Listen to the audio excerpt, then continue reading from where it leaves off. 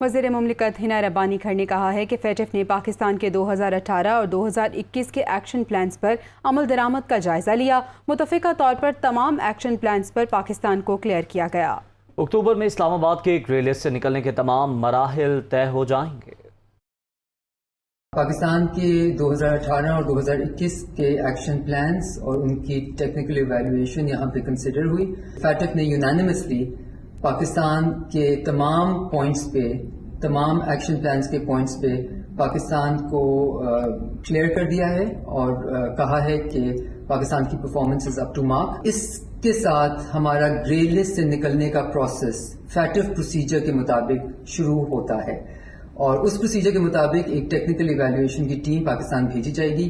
ہماری پوری کوشش ہے کہ یہ ٹیکنیکل ایویلویشن کی ٹیم اکتوبر 2022 کے پلینری سائیکل سے پہلے اپنا کام اختتام کرے۔ اکتوبر 2022 میں یہ ہمارا فیٹف کی گرے لسٹ پہ نکلنے کا پروسیس اختتام پہ پہنچے گا۔ قوم کو یقیناً کنگریچولیٹ کرنا چاہتی ہوں، مبارکباد دینا چاہتی ہوں اور میں یہاں اکنالج کرنا چاہتی ہوں بے حد محنت اور burning the mid night oil جو بہت سارے انسٹیٹیوشنز، بہت ساری منسٹریز، پاکستان میں بیٹھے ہوئے لوگوں نے کیا۔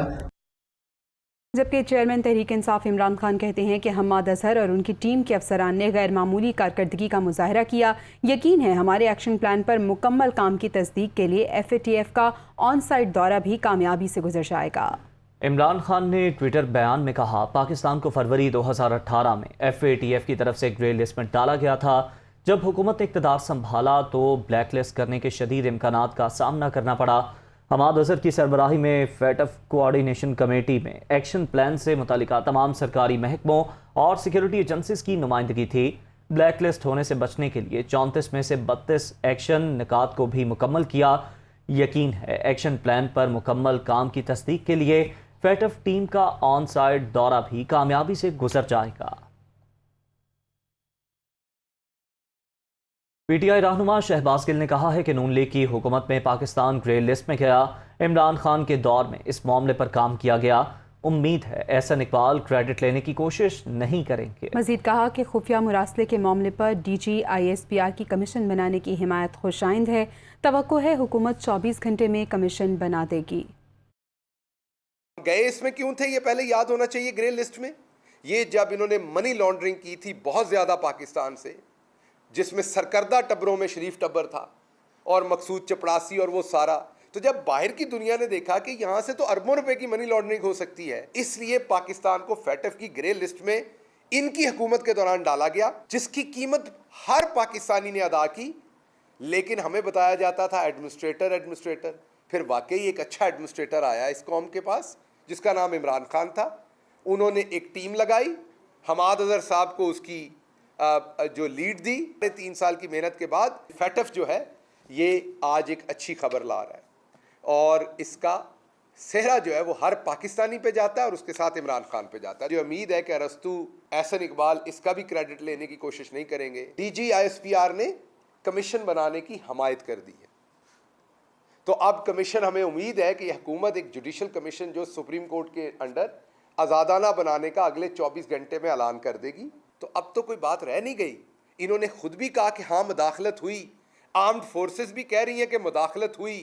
تو اب سوال یہ ہے کہ ایک تو مداخلت روکنی کس نے تھی، اب کمیشن یہ فائنڈ آؤٹ کرے۔ کمیشن یہ بھی فائنڈ آؤٹ کرے کہ جب یہ سازش ہوئی اور اس کے بعد مداخلت ہوئی تو اس میں کون کون شریک تھا۔ سندھ کے وزیر اطلاع شرجیل میمن نے کہا ہے کہ PTI کے ناسمجھ لوگوں کو سفارتی آداب کا پتہ ہی نہیں۔ FATF پر باقاعدہ اعلان نہیں ہوا، یہ لوگ صبح سے کریڈٹ لینے کی کوشش کر رہے ہیں۔ صوبائی وزیر اطلاعات سندھ نے کہا کہ ان کی حماقتوں کی وجہ سے دوست ممالک پاکستان سے ناراض ہو گئے۔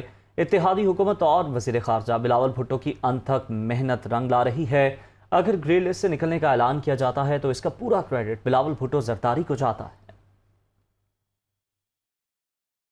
آگے بڑھتے ہوئے آپ کو بتائیں، توانائی کی بچت کے لیے سندھ حکومت نے کاروباری اوقات کار تبدیل کر کے بازار اور کاروباری سرگرمیاں رات 9 بجے بند کرنے کے احکامات جاری کر دیے۔ کراچی سمیت سندھ بھر میں 1 ماہ کے لیے تمام بازار، مارکیٹ، شاپنگ مالز اور دکانیں رات 9 بجے بند کرنے کا حکم دیا گیا۔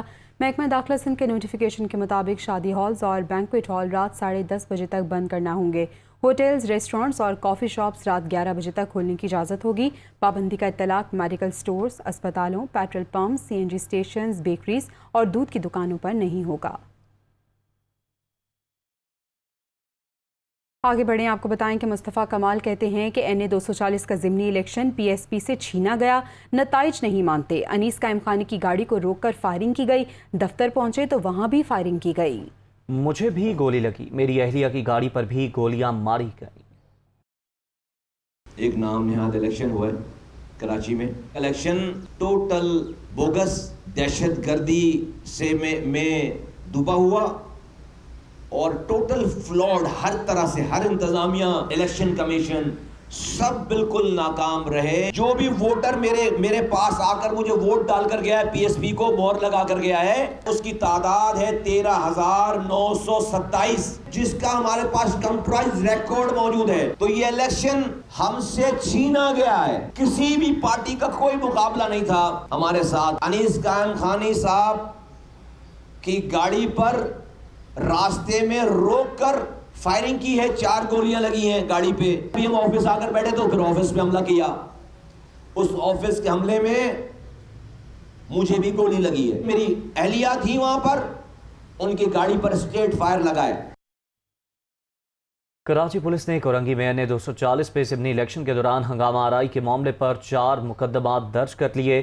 شہر بھر سے 258 مشتبہ افراد بھی حراست میں لیے گئے۔ ڈسٹرکٹ کورنگی میں ضمنی الیکشن میں ہنگامہ آرائی فائرنگ کے معاملے پر پولیس کی تحقیقات جاری ہیں۔ پولیس نے 40 مقامات پر چھاپے مارے۔ پولیس حکام کے مطابق 2 مقدمات میں دہشت گردی کی دفعات شامل کی گئیں۔ پولیس نے کشیدگی اور ہنگامہ آرائی میں ملوث 258 مشکوک افراد کو حراست میں لے لیا۔ 2 مقدمات کے متن کے مطابق مصطفیٰ کمال اور سعد رضوی کی ایما پر ہنگامہ آرائی اور فائرنگ کی گئی۔ الیکشن کمیشن نے NA 245 کراچی میں ضمنی انتخاب کا شیڈیول جاری کر دیا۔ پولنگ 17 جولائی کو ہوگی۔ نشست عامر لیاقت کے انتقال کے باعث خالی ہوئی تھی۔ شیڈیول کے مطابق NA 245 کراچی میں ضمنی الیکشن کے لیے کاغذات نامزدگی 22 سے 24 جون تک جمع ہوں گے۔ امیدواروں کو انتخابی نشانات 7 جولائی کو الاٹ کیے جائیں گے۔ الیکشن کمیشن نے شیڈیول جاری ہونے کے ساتھ NA 245 کی حدود میں ترقیاتی کاموں اور تقرر و تبادلوں پر پابندی لگا دی ہے۔ کراچی میں NA 240 کورنگی کے ریٹرننگ افسر نے ضمنی انتخاب میں ڈالے گئے ووٹوں کی دوبارہ گنتی سے متعلق TLP کے امیدوار کی درخواست مسترد کر دی۔ RO عبدالرزاق نے درخواست کے جواب میں کہا کہ شکایت کنندہ کے دعوے کے مطابق 299 پولنگ سٹیشنز کا نتیجہ آنے کے بعد RTS 30 منٹ تک غیر فعال رہا۔ اس کے بعد باقی نتائج شکایت کنندہ کے خلاف رہے، لیکن وہ اس حوالے سے ٹھوس ثبوت پیش نہیں کر سکے۔ درخواست میں تاریخ اور شکایت کنندہ کے اصل دستخط بھی موجود نہیں۔ گڑبڑ کے صرف 3 واقعات رپورٹ ہوئے، ان کی بھی مکمل انکوائری کرائی جا چکی ہے۔ آگے بڑھیں، آپ کو بتائیں صوبائی وزیر خزانہ اویس لغاری کہتے ہیں کہ بجٹ میں عام آدمی کو ریلیف کی فراہمی کی بھرپور کوشش کی گئی۔ سستے آٹے کی فراہمی کے لیے 200 ارب روپے کا پروگرام رکھا ہے۔ کینسر کے مریضوں کو مفت کی ادویات کی فراہمی پر خصوصی توجہ دی گئی۔ ہیلتھ کارڈ کا حجم بھی بڑھائیں گے۔ علاج کی سہولت صرف مستحق افراد کو ہی ملے گی۔ تنخواہوں میں 15% اضافہ کیا گیا۔ وہ پوسٹ بجٹ پریس کانفرنس میں اظہار خیال کر رہے تھے۔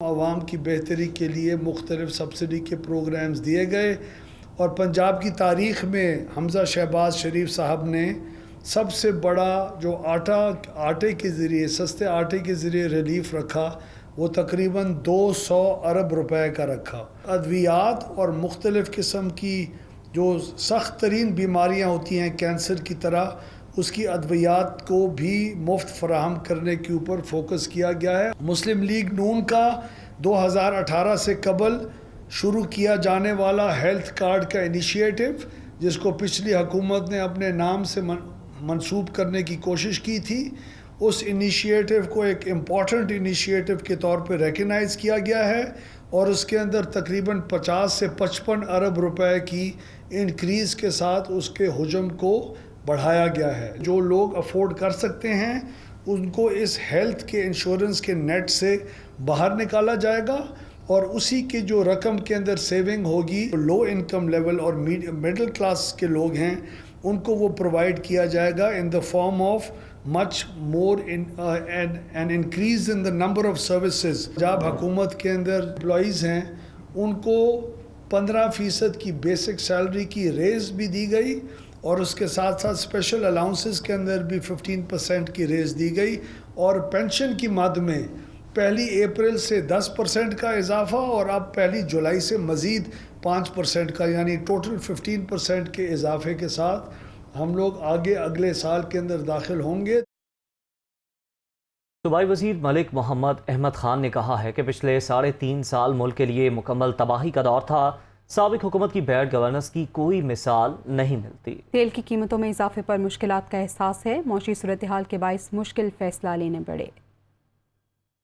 ٹوٹل ڈیزاسٹر ان 3.5 years، اس طرح کی مس گورننس کبھی تصور نہیں کی جا سکتی۔ بڑی تکلیف دہ صورتحال میں we are not happy and we sincerely apologise from the people of this people of Punjab and specifically on these petrol prices, سارے پاکستان کی عوام سے۔ اکانومی کی حالت آپ کے سامنے ہے۔ اگر میں سندھ کو کہتا ہوں کالا باغ کریں تو وہ لوور رائپیرین اپر رائپیرین، جو میرا ہندوستان سے حال ہے وہی پاکستان کا اور ہندوستان کا حال ہے وہ سندھ اور پنجاب کا ہو جاتا ہے۔ یہ آسان وقت نہیں ہے، یہ بہت مشکل وقت ہے۔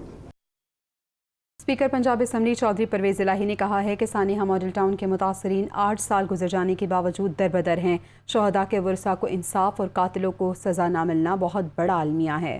سانحہ ماڈل ٹاؤن کے 8 سال مکمل ہونے پر اپنے پیغام میں پرویز الہی نے کہا کہ شہداء کے ورثاء آج بھی انصاف نہ ملنے کی دہائی دے رہے ہیں۔ پولیس اور افسروں کے ذریعے ماورائے عدالت قتل اور انسانیت کا کلا کما کروانا شریفوں کا ترہ امتیاز ہے۔ شریفوں کے ہاتھ 14 بے گناہوں کے خون سے رنگے ہوئے ہیں۔ شریفوں کو دوبارہ اقتدار مل جانا ساری قوم اور اداروں پر سوالیہ نشان بن گیا۔ شریفوں نے اقتدار ملنے کے بعد پھر وہی کام شروع کر دیا۔ موسم خوشگوار تو فیڈر خراب۔ لاہور کے مختلف علاقوں میں وقفے سے بارش کے باعث نشیبی علاقے سے ریاب آ گئے، جبکہ لیسکو کے 200 سے زائد فیڈرز ٹرپ کر گئے۔ لاہور کے علاقوں چنگی امر سدو، Shimla Pahari Chowk, Abbott Road, Shadman, Gaddafi stadium اور حاجی کیمپ سمیت دیگر علاقوں میں بارش کا پانی جمع رہا۔ نکاسی آب نہ ہونے سے لوگوں کو آمد میں مشکلات کا سامنا کرنا پڑا۔